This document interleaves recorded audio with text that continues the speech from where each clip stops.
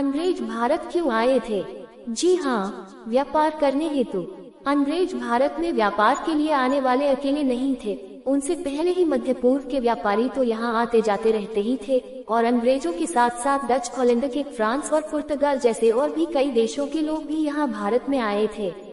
अब ये तो आप जानते ही हैं कि व्यापार किसी गरीब देश से नहीं करते हैं, अमीर देश से करते हैं।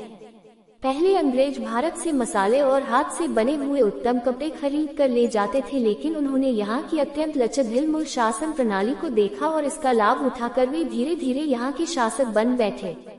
भारत के राज्यों में राजाओं में आपस में कोई एकता नहीं होने से और बारूद की गोली वाली बंदूकों के उपयोग से वे छोटी सेना के साथ भी आसानी से लड़ाई में जीत जाते थे। और ठीक उसी समय यूरोप में औद्योगिक क्रांति की शुरुआत हुई और अब वे अपना मिल का बना हुआ कपड़ा यहाँ बेचना चाहते थे। इस उद्देश्य की प्राप्ति के लिए उन्होंने यहाँ की ग्रामीण अर्थव्यवस्था को सुनियोजित तरीके से बर्बाद किया। धीरे धीरे उन्होंने भारतीय हस्तशिल्प को लगभग समाप्त ही कर दिया। इसके अलावा भी अपने अनेक कहानियां सुनी होंगी, जैसे कि कोहिनूर हीरा कैसे ब्रिटिश ताज का हिस्सा बना और कैसे भारत की अनेक बहुमूल्य प्राचीन शिल्प कृतियां उनके संग्रहालयों म्यूजियम में जा पहुंची। इससे पहले मुस्लिम आक्रांताओं ने शिक्षा के अनेक विशिष्ट प्राचीन केंद्रों को नष्ट कर दिया था। तक्षशिला जो अब पाकिस्तान में है और रावलपिंडी के निकट है, और बिहार के नालंदा के खंडहर इसके प्रमाण हैं। अंग्रेजों ने भारतीयों को गुलाम बनाने वाली अपनी शिक्षा प्रणाली भारत में शुरू की, जो आज तक जारी है। सबसे अधिक सत्यानाश एक तथाकथित समाजवादी विचारधारा ने किया, जो धर्म को तो गाली देती है लेकिन खुद धर्म की ही तरह उपदेश देती है। जैसे धर्म कहता है सदा सच बोलो, झूठ मत बोलो, लालच मत करो, चोरी मत करो, घृणा मत करो आदि, किंतु असल जीवन में लोग इसका उलट ही करते हैं। ठीक ऐसे ही समाजवाद या साम्यवाद कम्युनिज्म भी यही कहता है कि हर एक को भरपेट भोजन दो, और साथ ही यह भी मूर्खतापूर्ण कल्पना की जाती है कि हर एक आदमी समाज के विकास में अपना भरपूर योगदान देगा, जबकि सच तो यह है कि लाठी डंडे के भय के बिना कोई भी काम नहीं करता और हर कोई हमेशा ही किसी न किसी दूसरे से उसके हिस्से का भोजन छीनकर खुद खा जाना चाहता है। साधारण शब्दों में कहें तो अगर आप मेट्रो में बैठे हैं तो साम्यवाद के सिद्धांत के अनुसार आपको हर एक नए आने वाले यात्री के लिए अपनी सीट छोड़ देनी चाहिए, लेकिन कोई भी कभी भी ऐसा नहीं करता है। इस तरह साबित होता है कि साम्यवाद एक आदर्शवाद के अलावा कुछ नहीं है, लेकिन इसी नकली ज्ञान ने भारत का बेड़ा गर्क किया हुआ है।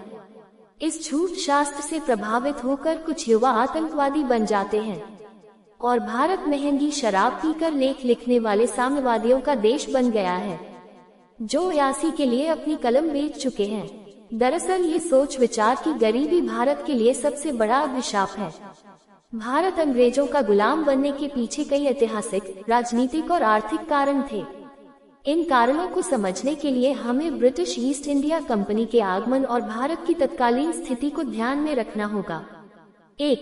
तारानकन ईस्ट इंडिया कंपनी का आगमन। तारानकन 1600 में ईस्ट इंडिया कंपनी व्यापार के उद्देश्य से भारत आए और धीरे धीरे व्यापारिक चौकियां स्थापित की।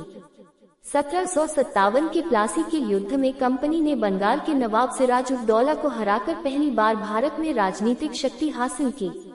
इस युद्ध में अंग्रेजों की जीत के बाद वे न केवल व्यापार बल्कि शासन करने लगे। 2. तारानकन भारतीय राज्यों की कमजोरी और बिखराव। तारानकन 18वीं शताब्दी में भारत में एकीकृत और मजबूत शासन की कमी थी। मुगल साम्राज्य का पतन हो चुका था और मराठा, सिख, बंगाल, अवध जैसे छोटे छोटे राज्य आपस में संघर्षरत थे। इस राजनीतिक अस्थिरता का लाभ उठाते हुए अंग्रेजों ने फूट डालो और राज करो की नीति अपनाए और स्थानीय शासकों को आपस में लड़ाकर अपना प्रभाव बढ़ाया। संधियां और संधि पत्र। तारानकन अंग्रेजों ने कई भारतीय राज्यों के साथ संधियां की, जैसे कि 1802 की बेसिन की संधि, ट्रीटी ऑफ बसेंट, जिससे मराठा साम्राज्य कमजोर हो गया। इस तरह की संधियों के जरिए भारतीय शासक अपने क्षेत्रों पर नियंत्रण खोते गए और अंग्रेजों का प्रभाव बढ़ता गया।